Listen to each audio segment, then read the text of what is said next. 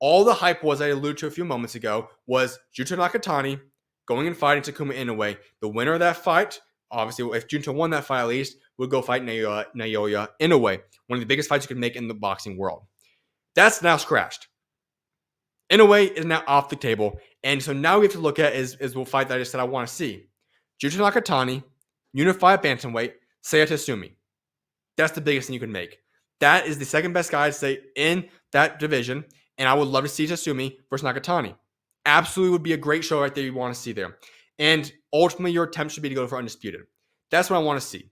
I want Junto Nakatani to become undisputed at 118 because I think he can do that. He's the best fighter at 118, and I understand the big appeal of going up possibly and fighting Naoya Inoue, or the other option is having Bam come up and fight you at 118. What I want to see is Junto become undisputed. And here's my game plan, okay? There are two options I just alluded to, though. Next step, regardless of what it needs to be, Junto Nakatani should go fight Tsutsumi. That's the next fight to make. Beyond that, though, let's look at the game plan that I've set for Junto Nakatani, what I'd like to see from him. While Nakatani has officially solidified himself as a top 10 pound-for-pound fighter in the world, what I want to see him do is that he has to make a decision. After you fight Tsutsumi, most likely, what do you do next? Do you then go forth and you pursue Naoya Inoue by moving up a weight class and going to 122? Or do you look for Bam Rodriguez to step up to 118, bantamweight, and fight you there? Here's my outlook I want to say for this fight. If I'm Junto Nakatani, here's what I'm trying to do.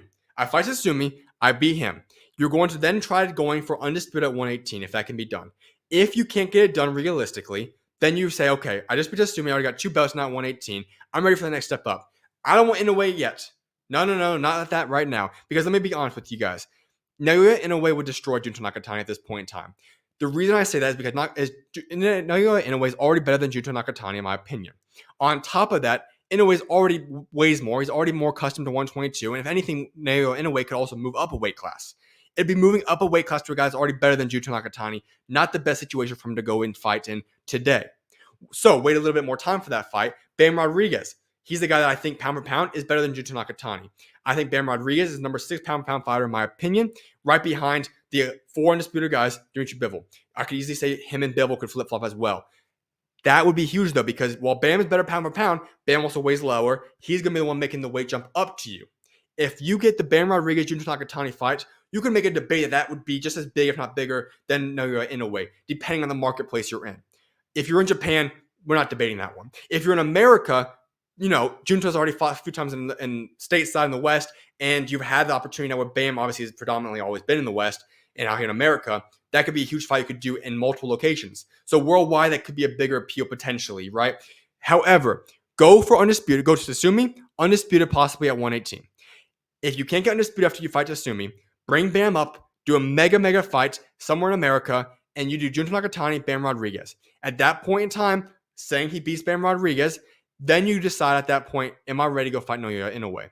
And you either decide to go, then try to complete the undisputed championship at 118, or you move up to 122 and either fight Naoya Inoue right away, or you wait to go fight one guy first at 122 and then fight Inoue. Regardless, though, the last guy in this puzzle piece should be Naoya Inoue. I would love to see Junto Nakatani versus Inoue. However, I think we can wait. Inoue's not going anywhere for a couple more years. If we look at Junto Nakatani versus Inoue in middle to late 2026, I'm all good with that. I think that's the timeline we should look at for that fight. I would hope to see Bam Rodriguez by the end of next year, and hopefully assuming we see early next year, whatever the case may be. So a lot of things on the table, though. Junto Nakatani, regardless, though, solidified himself. He's a top 10 pound fighter in the world. He showed a dominant performance. He got the KO in round 6. Great showing by Junto Nakatani, and he's got all kinds of stuff on the table now for mega fights, big paydays, and opportunities to continue to move his way up the pound-for-pound list.